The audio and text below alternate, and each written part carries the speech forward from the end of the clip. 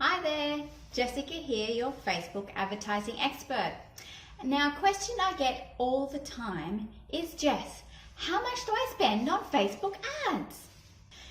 This is a hard question to answer because there are so many factors that go into how much ads cost on Facebook. For example, how big is your audience size? How many people are you showing your ads to? How long do you want to run your ads for? Is it one day? Is it a month? Is it several months? All of that needs to be taken into consideration. How much is a lead worth to you?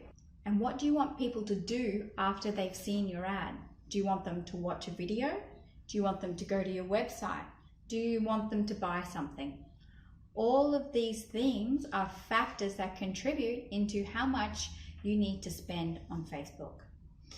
Now, if you're a newbie and you're just sort of testing out the waters, you can literally spend $1 a day because Facebook lets you set your own budget. However, I recommend a good starting budget is $10 a day per ad. And as you start to see the results that you desire and your confidence grows, I then recommend steadily increasing it.